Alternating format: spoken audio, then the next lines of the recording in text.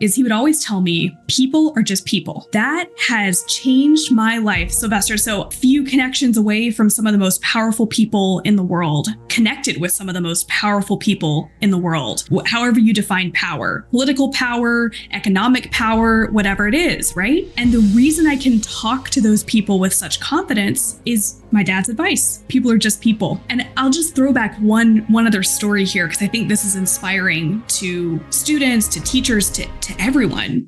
You are listening to the Global CTE Podcast with your host, Sylvester Chisom. Welcome, my friend, to another episode of the Global CTE Podcast. I am your host, Sylvester Chisom. This is the place where we like to wrap a blanket of goodwill around our CTE community, and I interview the best, the brightest, the movers, the shakers, and the innovators. Today is no different. I have my good friend Hannah here, the founder of The Skills. You're not going to want to miss this episode. But let me tell you a little about Hannah. Hannah Grady Williams' entrepreneurial journey began in a blue pickup truck. After this jolting introduction to business, she enrolled in college at age 14 and graduated with a degree in international business at the age of 18. Now, at 25, Hannah's the founder of The Skills, a VC-backed startup, shifting students from test prep to life prep to prepare them for careers in a future where AI powers the world. Chris Lockhead calls Hannah a pioneer of our time. And one school administrator also called Hannah offensive to some. I want to hear all about it. Hannah, welcome to the podcast. What a way to start us out. Hey, Sylvester, I'm so glad to be here. I can't wait to dive into this.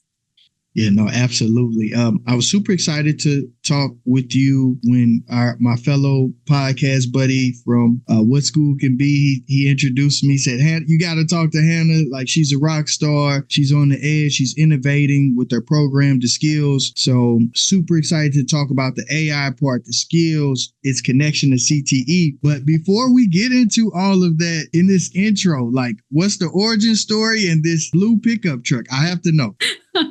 This was a fun memory, Sylvester. I have this really distinctive memory in a blue pickup truck when I was 12. And I think when I look back on my journey, this is the pivotal moment in my life where I shifted from student to, oh my gosh, I actually have the opportunity to impact the world. So here's what happened.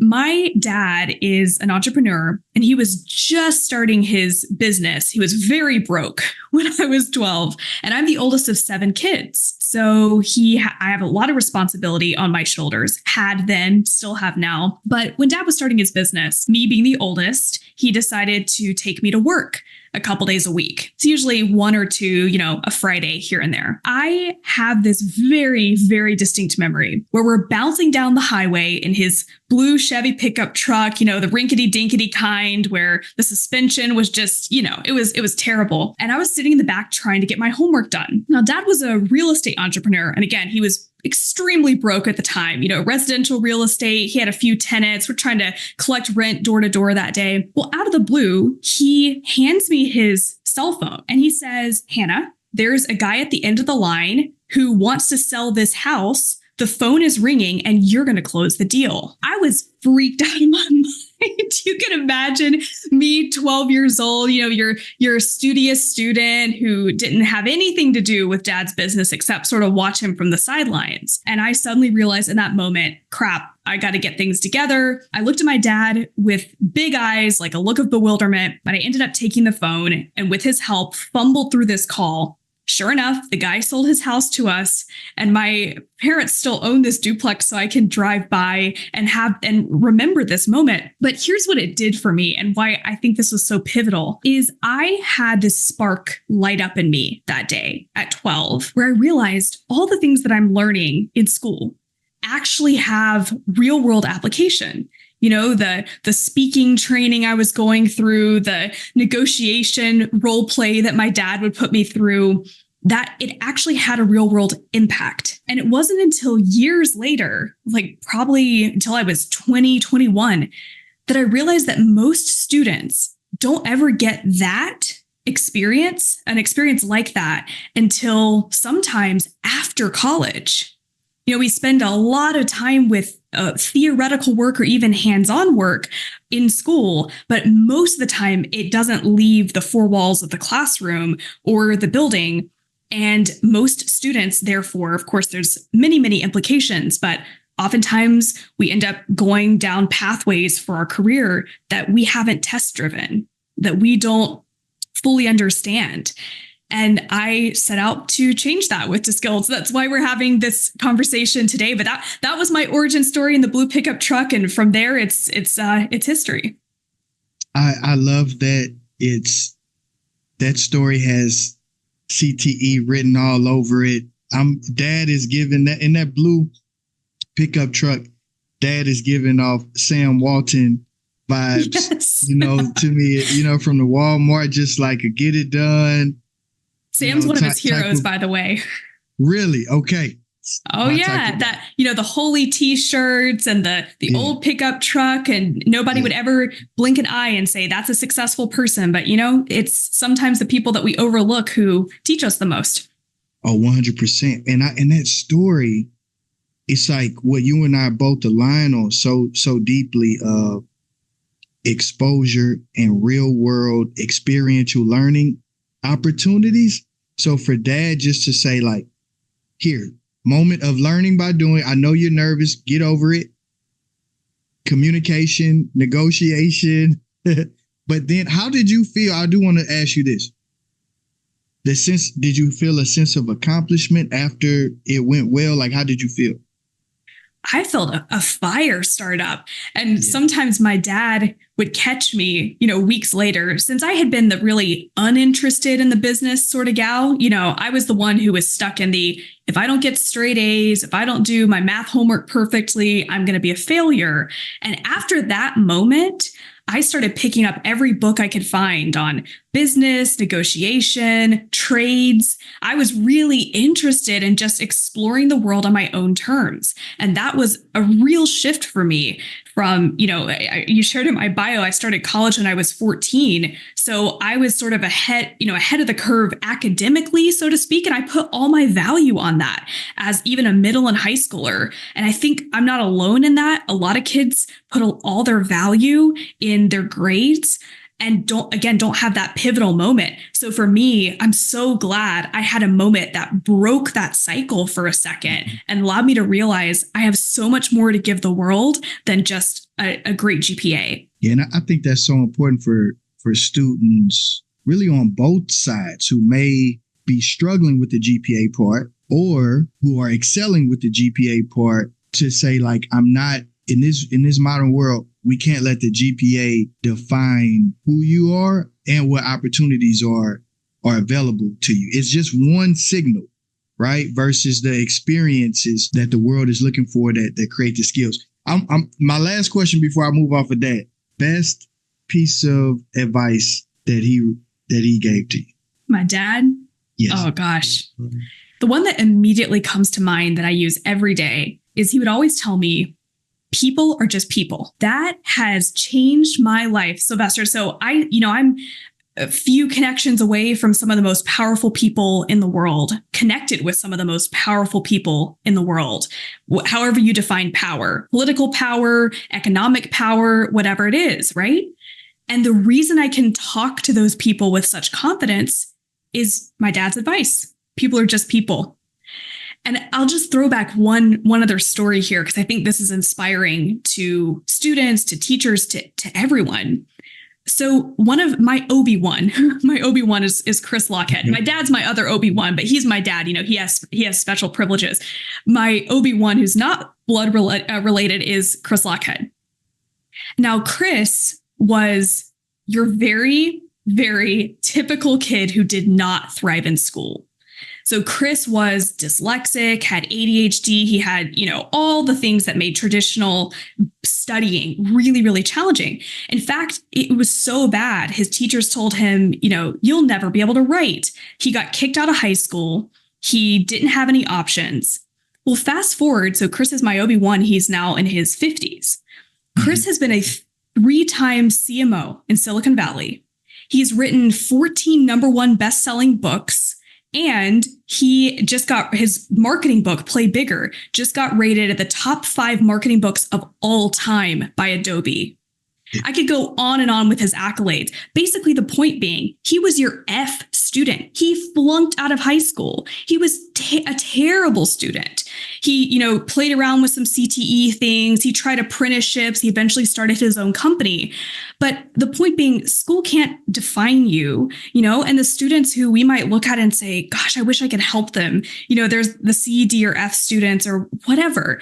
Those kids often have some of the most creative, out-of-the-box potential, especially now that AI is here and the playing field that it's redefining. And I'll say, Sylvester, from all my research and working with kids like this, I think the kids who the school system currently says are the worst students are going to be the best, most forward-thinking adopters of AI technology that empowers them to sort of cover up the weaknesses, if we can call them weaknesses, like maybe it's writing or the things that are more complicated for their brains, to help them unlock other potential in other areas. And I've personally seen firsthand the kids I know who are dyslexic, my siblings being some of them, are some of the fastest adopters of this tech, and they are soaring. So I say all this to say there is so much hope right now for kids who are thriving in CTE, who are thriving with different brains, thriving with out-of-the-box thinking mentalities, because the future belongs to rebels.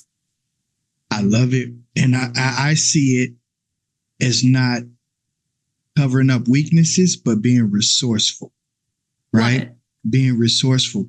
Let's move this conversation into the skills and talk to me about the work that you're leading and how you're helping high schoolers with this adoption of digital and AI skills. Talk to me, give us an introduction. How do you describe the skills?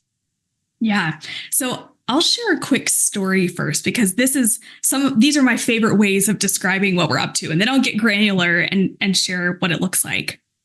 So we run 10-week sprints. They're all virtual.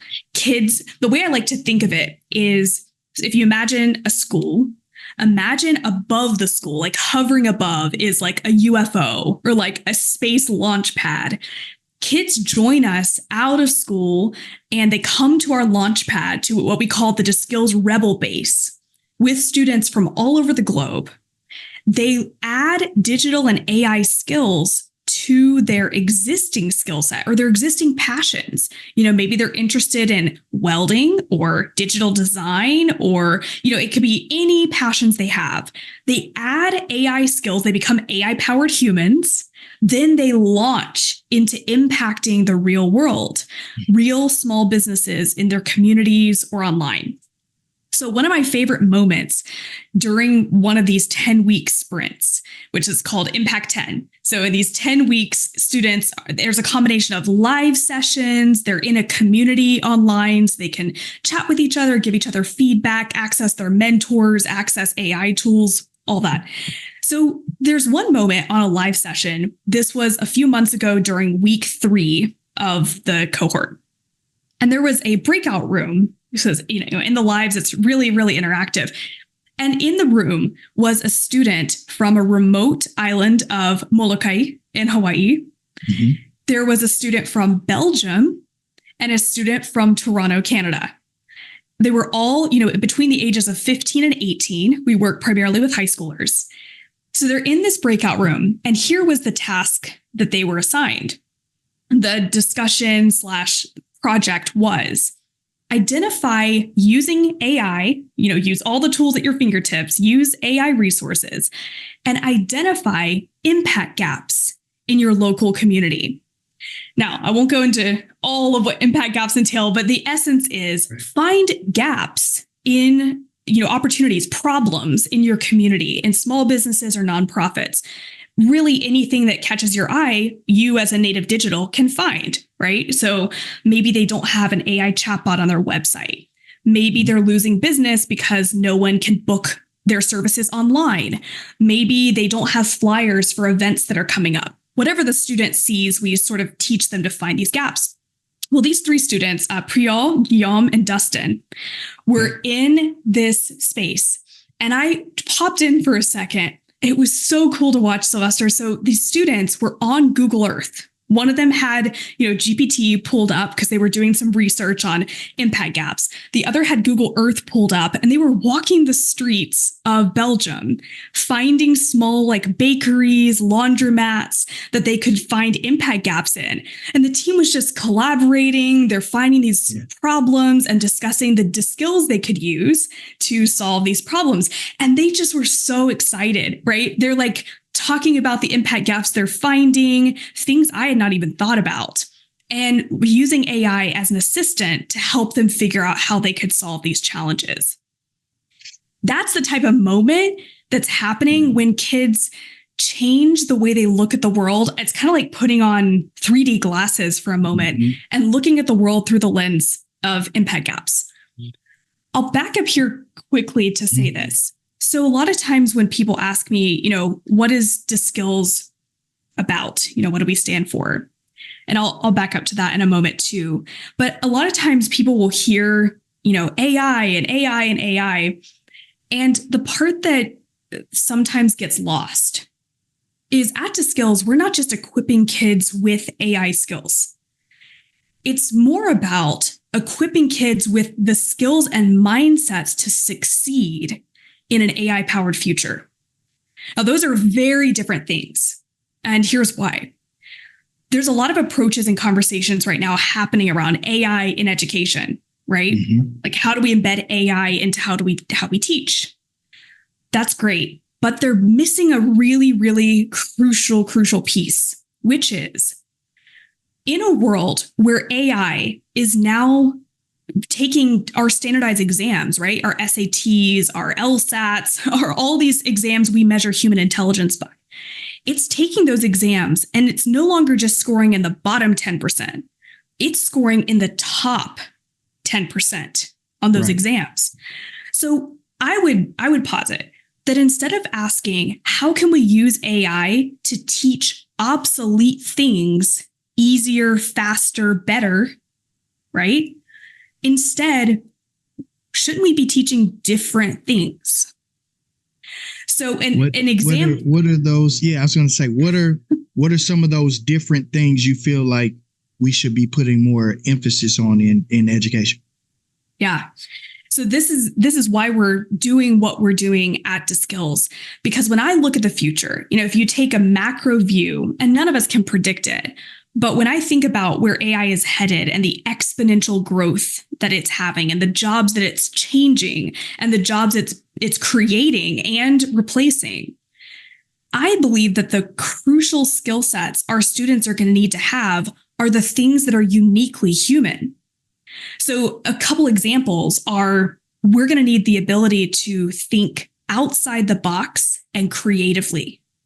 So instead of just memorizing knowledge and applying it, we're not in a knowledge-based world anymore. We're moving toward a world where what you create, the net new things you create, are how you as a human add value.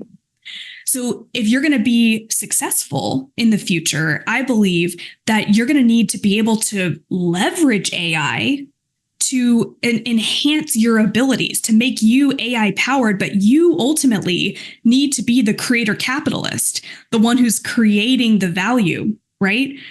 So creative outside of the box thinking is going to be so huge. And I was in Hawaii the last couple of weeks touring many, many different schools. And we asked students, what skills do you think you're going to need more of in a future where AI powers the world? And which do you think you'll need less of? What skills did they say? I'm curious. What were some of the answers there? The students get it, which is what's so interesting. The students get it. Here's what they're telling me, and they're so right. Creativity, the ability to prompt and be AI savvy, to prompt and get what you want to out of the AI, right? They were saying things like tenacity, like they weren't using that word, but that's how to summarize it, right? Like the ability to stick through when things get hard. They were using words like innovation, the ability to think outside of what an AI might respond with. And they're completely right. Because if you look at the skills that make us uniquely human, you're looking at things like tenacity, like connection, like creativity. So I'll give you another story because this is a really interesting example of this. So we have a term at DiskSkills we call impact first learning. I know you and I talked about this in our first call. Yeah, when we were having another conversation and we were talking about experiential learning and all the different things, and you dropped that term on me, impact first learning. I'm like, oh, I've never heard that before. Talk to me. Enlighten our audience on impact first learning. Yeah, impact first learning it's the foundation of everything we do at DiskSkills. And I'll give a story to illustrate what this is. But the reason this is so critical in light of the AI discussion is we're quickly moving to a world. We already exist in a world, and it's just going to get, more like this, where students can achieve audacious goals without starting with a playbook that goes A to Z. They can instead start with the Z and work back to A. So here's what I mean. We held a competition last summer where we asked students, this was, GPT-4 was a brand new thing. We were just curious what kids could do with AI. So we put up a competition, and the challenge was using GPT, start a business in 30 days. That was it. So on the first kickoff session, we had a student from Kansas City. She was 14, named Rory, and a student who is 17 from South Carolina. So 2 different time zones. Her name is Anna.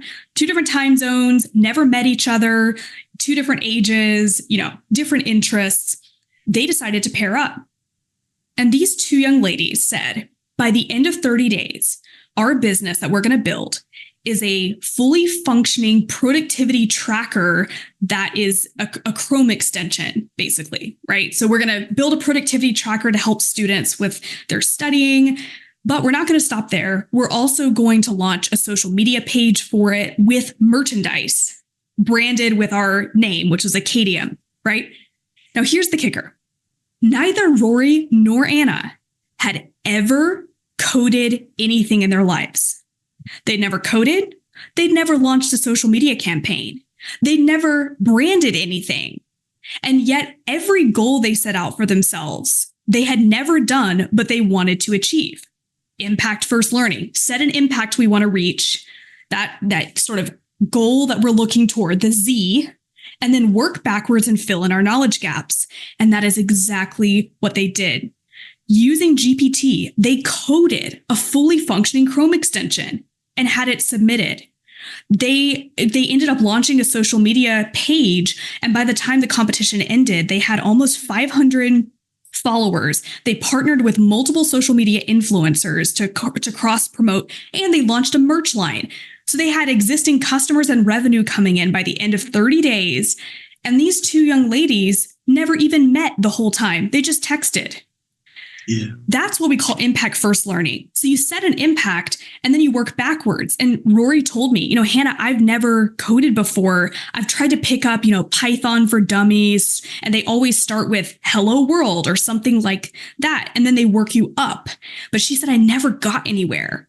But when I started with the goal, the impact I wanted to reach, and I worked backwards using AI as my guide, but not just my guide, my assistant, my coding assistant. Because GPT can literally code for you if you've got the creativity and the tenacity to push through when things get tough and to put pieces together. Yeah. The analogy I'll give here quickly is it's kind of like we're in an era now with AI where it's kind of like driving a car. So none of us, at least not me, maybe you do, maybe you know exactly how a car functions and every single part of how the engine works and how the fuel, goes from place to place and all that, right? I don't, but I can still drive a car. That's where we're going with coding, with writing, with everything, is you don't have to know all the ways things work to get a product or an outcome or an impact that you want to create. And that's the power. I think what you just said there is the point where I think a lot of educators in our education system struggle with that part of like, oh, especially in a modern car. You get a brand new BMW. All you know is you push that button to start. It's going to start and you can drive away, and then it will tell you when it needs the oil changed or air in the tire. It will tell you that part, but you don't know so many of a lot of the behind the scenes parts of what's moving in there. And I think that's where we're still using, maybe like you said, AI to potentially teach things that are historical in nature that maybe we should be thinking more creatively in how we can layer this in context of a certain subject matter or something like that. Talk to me about, we were talking about the sprints, and for someone listening, bring this home on how they could potentially layer in the skills, or, with the AI workshop in one of your sprints with the creativity and the book you were telling me about. Yeah. I want to back up here really quick, though, and give you a quick lens on this car analogy, because I think, to your point, the teachers listening might be going, oh my gosh, I want my kids to know how the car works, right? I want them to know the engine. So let me just wrap up that piece. And then, yes, there's some exciting integrations to discuss. So when Rory, one of the competitors with a KDM, when she was describing to me her learning process of how she coded this Chrome extension, she told me what I shared already, which was, I've never gotten a finished product. Now I did, right? Because I started at the end and I worked backwards. But the second thing she told me, which I thought was really insightful, is she said, I learned how to code by coding something impactful. So what she was discovering, if you take that car engine example, by the process of having the finished product in mind and working backwards, the AI wasn't just doing everything for her, right? She had to problem solve. She had to figure out how pieces went together, but she also started seeing patterns in the code. She started seeing how HTML and Python and JavaScript worked. She was learning the language by setting that impact and moving backwards.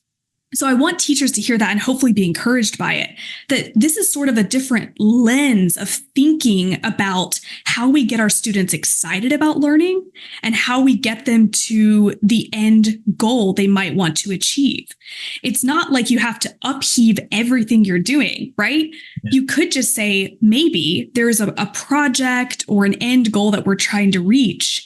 Then let the students self-discover along the road, what do they find interesting about the code they're working with? Do they need some mentorship when they don't understand how a piece goes together or how that engine works? You don't have to abandon the learning of that quote unquote historic knowledge. It's still going to be really important for humans to understand how we get there. Maybe not every human, not a very small percentage of us will ever actually work on the tech behind these large language models. It's still going to be important for some students to understand that.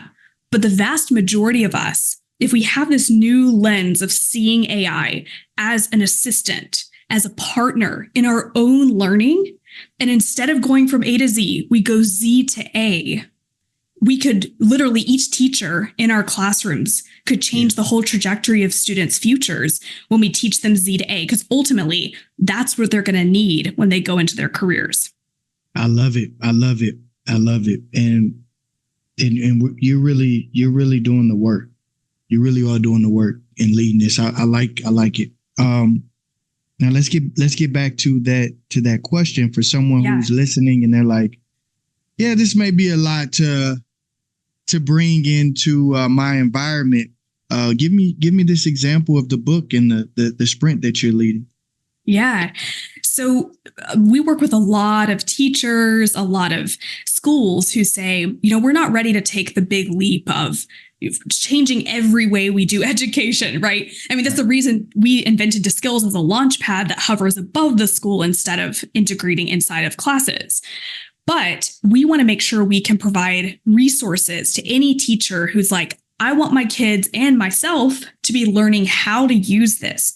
So we have these 1-day virtual AI project sprints. They pop up at different points in the month. They're on our website, which I'll give you in a second. But the one that's coming up, I'm so excited about. It's called Book Sprint. Students and teachers both can compete, can enroll. It's free. You come to this session and you are going to be able to write and illustrate an entire children's book in a single day. Now, it's so cool because we're running it as a competition. So the winning team will get 100 copies of their book published and printed, and they'll be given back to their school. But you'll also have your book live on Amazon where anybody can purchase it, which is going to be so cool. That's so awesome. And the whole thing is showing the students how to use AI to do this. That's so cool. It's the power. It's a mini example of what you can do when you're AI powered. You know, we've got Book Sprint coming up in future months. We're going to have Merch Sprint, where students will design their own fashion line in a day. We're going to have Music Sprint, where you write an album in a day and launch it on Spotify. Like, we're going to have all these cool sprints. And, you know, teachers reach out to me all the time and they're like, oh my gosh, I can take a break for an afternoon and just let the kids join this project sprint virtually, and I can guide them. And I can also, you know, do this. So those sprints are on our website at DSkills. It's just dskills.io/sprints. And they're all free. You can take advantage of those. And yeah, our whole mission here is to just empower people. Yeah, that's so cool. And I love the experiential learning in that place. Better yet, the impact first learning. How about that? Okay. Because I want to write that album. Let's do it. Let's start it with the AI. That's so cool. We talked earlier about your experience in Hawaii, and I know you were you're working on a great project with with one of the schools there around their CTE and the culinary and medical. Talk to me about that a little more, please. Yeah. So I may be biased, and we may be biased on this podcast, Sylvester, but okay. I think students in CTE are going back to what we talked about earlier, going to be some of the most amazingly skilled, upskilled students with AI in any part of our schools, any part of our world. And I think it's powerful. So I was in Hawaii for the last couple of weeks. I met with everybody from public, private, charter, independent, international schools all over the island of Oahu. It was amazing. I got to see what schools are already using AI, what schools are not, which ones have project-based learning, which ones don't. And one of the schools is really doing some super innovative things. It's Waipahu School. And while I was there, I didn't get to go see it, but they launched a student-led medical clinic. So cool. They opened it. The students are the ones learning about medicine, how to treat people, and it's open to the community. So you can go in and get treatment. It works very much like a technical college, but it's a high school. Right. So they've got culinary programs. They've got all sorts of offerings, industrial, mechanical offerings, which I think is just amazing. So one of the sort of ongoing conversations, not just in Hawaii, but everywhere, including at Waipahu, this public school on Oahu, is the conversation around how do we help students in CTE to leverage AI to expand their horizons, expand their opportunities. And I don't know of many schools that have quite figured that out yet. It seems to be this lurking discussion. Maybe you know of some. Do you know of any who are fully embracing AI in their CTE programs? I'm starting to see it be layered in more. Some of the business classes, some of the schools we work with, they're allowing students to use it to get past like the blank slate. Like, what should we call our business? I don't know. Like, here's some potential names or logo ideas, like those kinds of things, to help move them past that blank slate. So Sure. Yeah, but you're still running into a lot of the plagiarism part is the big struggle bus right now for everyone. Like, what is something that you created or you didn't create? Yeah. Makes sense. Yeah, that's what I'm hearing a lot. And again, this is why we founded DiSkills as an extracurricular, as this launch pad above the schools, because it's so much easier for a school to say, we're not going to use GPT in the classroom because, whatever their reasons are. But what we are going to do is offer this opportunity for our students to, outside of school, get access to the ability to add AI skills and that mentality, but also, and this is the magic of DiSkills and what's happening in Hawaii, and I'll share some examples. The magic is not only are they leveraging AI skills, they're also taking the next step, which is impacting the real world. So what's happening in our sprint, just to give you a really quick overview, students join this launch pad, this rebel base. They're adding AI skills to their passions. But when I say AI skills, what I mean is they're doing things like building their own custom AI employees who can help them in their small business more efficiently execute projects. And what are those projects? So we call them impact projects, right? Impact first learning. They build an impact project. What it is they identify small businesses or nonprofits in their community. They find impact gaps. Then they use the DiSkills they've learned, whether that's AI, it could be videography, it could be SEO, it could be web design, whatever the student's interested in. Then they impact that business. So by the time they leave a 10-week sprint, they've got 3 things. One is a paid impact project. So they're actually, during the 10 weeks, they do one unpaid to build their portfolio. Then we actually give them the tools and resources to sell themselves, sell their DiSkills and these packages to then land a paid engagement with a real business. Wow. The second thing is they actually leave with 50 or more LinkedIn connections. So while they're going through this sprint, they're actually connecting with professionals on LinkedIn from all over the globe who follow their journey, support them, comment on their posts, comment on their portfolios. So the kids are getting that external validation from the actual workforce. It's not just isolated inside the school.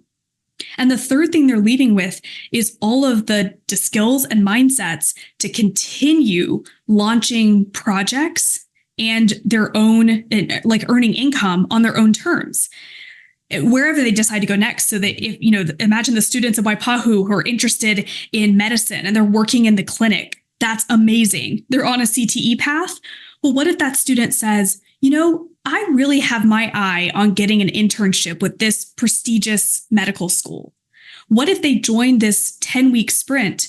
They decide to target small nonprofit medical clinics in their community and build websites for them.